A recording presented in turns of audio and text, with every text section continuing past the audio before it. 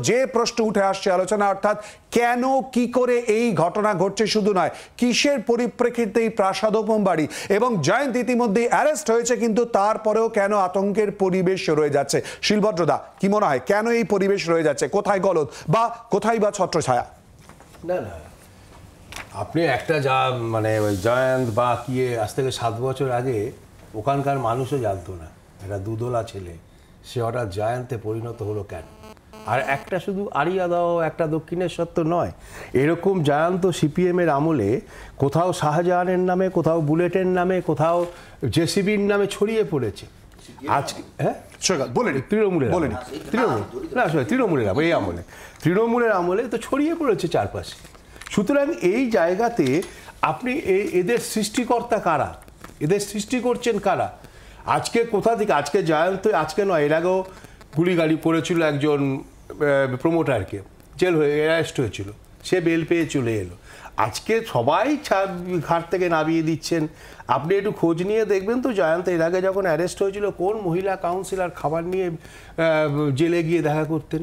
তিনি কার আত্মীয়া? একটু খোঁজ করে দেখুন। আমি কারোর নাম বলতে চাই না, আমি কারোর সম্বন্ধে কোনো খারাপ কথা বলতে চাই না। তাকে কার আত্মীয়া, কোথায় যেতেন, কেন যেতেন, কী করতেন, এসবগুলো যদি খোঁজ করেন ওখানে গেলে আপনাদের সাংবাদিকরাও জানতে পারবেন। আজকে সবাই ঘাট থেকে নামিয়ে দিচ্ছে, তবে স্ক্রিপ্টটা বড় হালকা। কারণ সৌগতবাবুকে মাঝরাতে ভয় দেখাচ্ছেন, তারপরেই দেখলাম সেই সৌগতবাবু ভয় পেয়ে গেলেন, তখন মদন মিত্রকে ভয় দেখাচ্ছেন। এত বড় সাহস হয়ে গেল এই নির্বাচনেও। আমি প্রার্থী ছিলাম, পরাজিত হয়েছে, এই নির্বাচনেও বুথে রিগিং করেছে জয়ন্তের নেতৃত্বে। তো তখন মনে পড়েনি যখন এদের দিয়ে কাজ করিয়েছিলেন। আপনি অভিযোগ জানিয়েছিলেন নাম করে? হ্যাঁ, প্রত্যেককে বলা হয়েছে, জানানো হয়েছে, নিশ্চয়ই জানানো হয়েছে। এখন দেখুন, ভোটের দিন একটা ঘটনা ঘটছে, সেটাকে নিয়ে তো বারবার জানানো হয়েছে, সেখানে পুলিশ পাঠানো হয়েছে। ওই ইয়েটা কমপ্লেনটার সঙ্গে তো অন্য কমপ্লেন মেলে না, ভোটের দিনের যে কমপ্লেন। তা এই জিনিস হয়েছে, এটা সবাই দেখে, সবাই জানে। আজকে কে ঘাড়ে নেবে? সব থেকে ছেড়ে দিয়ে, সব ব্যাটাকে ছেড়ে দিয়ে ওই বেড়ে ব্যাটাকে ধর বলে যে কাউন্সিলরের স্বামীর নামে পাঠিয়ে দিয়েছেন আরেক প্রমোটারের নামে। সে প্রমোটারের নামেও কি কেস পেস আগে ছিল?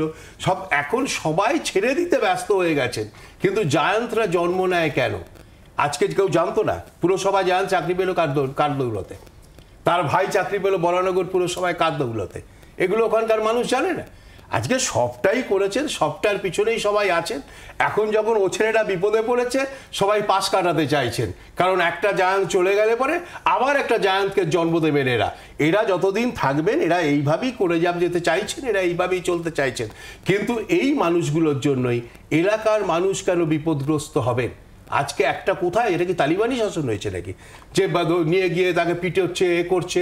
সে কি ওখানকার বিচারক নাকি? এলাকার মানুষ কেন এই মুহূর্তে আতঙ্ক থাকবেন? এই প্রসঙ্গ নিয়ে আমরা শুভময়দার কাছে যাব, কিন্তু তার আগে আমরা শুনে নেব আজ যখন ক্লাবে নিয়ে আসা হয়েছিল এই তালতলা ক্লাবে পুরো বিষয়ে পুনর্নির্মাণ করার জন্য, সেই সময় যখন পুলিশের গাড়িতে জয়ন্ত ছিল, সেই সময় সাংবাদিকদের প্রশ্নের উত্তরে ঠিক কি বলেছিল শোনাবো।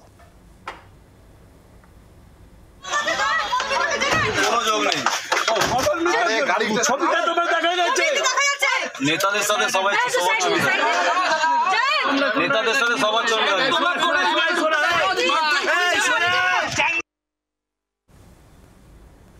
শুভময়দা, এই যে পরিবেশটা একটা তৈরি হয়েছে, এই মুহূর্তে কিন্তু জয়ন্তকে অ্যারেস্ট করা হয়েছে, কিন্তু তারই সঙ্গে কোথাও কিন্তু আতঙ্কের জায়গা যে সরে গেছে, এটা কিন্তু সাধারণের মুখ থেকে এখনো পর্যন্ত আসছে না। তারা এখনো ভয়ে রয়েছেন, এখনো আতঙ্কে রয়েছেন। ক্যামেরার সামনে অনেকেই কথা বলতে চাইছেন না। কি বলবেন শুভময়দা? দেখুন, এই যে এটা তো একটা গণতান্ত্রিক ব্যবস্থা, যেটা সেই ব্যবস্থাটা ঠিকভাবে চলছে না, তার একটা উদাহরণ আর কি। আমি কয়েকটা তথ্য একটু না দিলে চলবে না। সেটা হচ্ছে দমদমের লোকসভা নির্বাচন নিয়ে, যেখানে শিলভদ্রদা বললেন সত্যিই তো উনি হেরেছেন আমাদের যে নিয়ম সেই নিয়মে। যে ভোটটা 5,28,000 মতন পেয়েছেন সৌগতবাবু, শিলভদ্রদা পেয়েছেন 4.5 লাখের ওপর, 2,40,000 পেয়েছেন সুজনবাবু, এবং আপনি যদি হিসেব করেন 42% একটু কম পেয়েছেন সৌগত রায়, এবং ভোট পড়েছে কিন্তু 74%। অর্থাৎ এই জায়গায় যেটা একেবারে পরিষ্কার, যদি দেখা যায় যত মানুষের নাম ভোটার তালিকায় আছে তার মধ্যে কিন্তু 30% তৃণমূলকে ভোট দেয়নি। এটা গণতন্ত্রের একটা গৌরব যে যিনি জিতছেন তাকে ভালোভাবে বুঝতে হয় যে তার প্রতি কিন্তু জনসমর্থন নেই, তার তাকে ভোট দেয়নি এই মানুষের সংখ্যাই বেশি। এটা কেন্দ্রে বিজেপির ক্ষেত্রে সত্যি, পশ্চিমবঙ্গে বামফ্রন্ট আমলে যখন সিপিএম রাজত্ব করেছে তার ক্ষেত্রে সত্যি, এবং আজকে দমদমে তৃণমূলের ক্ষেত্রেও সত্যি। মুশকিল হচ্ছে এক, যে বিরোধী দলের যে নেতা নেত্রীরা আছেন তারা মানুষের কাছে নিশ্চয়ই পৌঁছতে পারছেন না। শিলভদ্রদা কেন বলছেন না যে তৃণমূলের ভোট ওখানে 100-র মধ্যে 30 জনের? অর্থাৎ গণতান্ত্রিক ব্যবস্থায় যেটা গন্ডগোল হচ্ছে, যে বিভিন্ন রাজনৈতিক দলের নেতা নেত্রীরা অবশ্যই বিজেপি দমদমে ভোটে লড়ার সময় বা সিপিএম দমদমে ভোটে লড়ার সময় এদের সাহায্য নেননি। এদের সাহায্য সাধারণত কারা নেন? যারা শাসক দল। সেই জায়গায় দাঁড়িয়ে শাসক দল যদি বুঝতেন যে আসলে জনসমর্থন কিন্তু নেই, মানুষ কিন্তু বিরক্ত, আমাদের দেশের যে ভোটের সিস্টেম তাতেই আমরা জিতেছি, তাহলে এই অসুবিধাটা হতো না। উল্টো দিকে যারা শাসক দলের মানুষ তারা ভাবছেন এদেরকে দিয়ে তো মোটামুটি এই সিস্টেমের মধ্যে 100 জনের মধ্যে 30 জন বা 100 জনের মধ্যে 25 জনকে নিয়েও ভোটটা জেতা যাচ্ছে। সুতরাং এদের মাধ্যমে নির্বাচনে জয়ের যে বিষয়টা, বিশেষ করে পশ্চিমবঙ্গের ক্ষেত্রে, এবং আবার বলছি আজকে তৃণমূলের জন্য এটা নয়, এটা বহুদিন ধরে চলে আসছে। ত্রিপুরাতেও একই ঘটনা ঘটে বিজেপির শাসনে, বাংলাদেশেও একই ঘটনা ঘটে। বাঙালি চরিত্রে ভোট লুট করার যে ভাবনা, সেই ভাবনা ভারতে আরো অনেক জায়গায় ছিল, পুটিনের রাশিয়াতেও আছে, কিন্তু বাঙালিরাও কিন্তু ব্যাপারে খুব দক্ষ। এই যে বিরোধিতার জায়গা, যাদের পেশি শক্তির বলে যারা গণতন্ত্রকে ধ্বংস করছেন, এই জায়গায় রাজনৈতিক দলের যে মানুষগুলি যারা গণতন্ত্র ধ্বংস করতে চান না, তাদের সরাসরি এই যুক্তিটা দিতে হবে।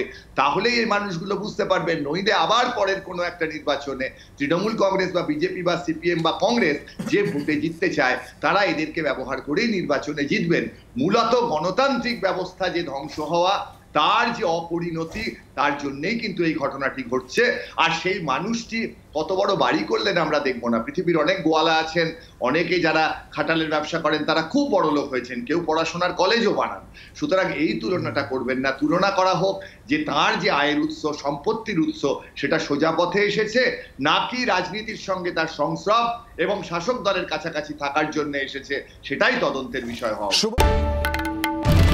বাংলার আওয়াজ, বাঙালির আবেগ, জি 24 ঘন্টা।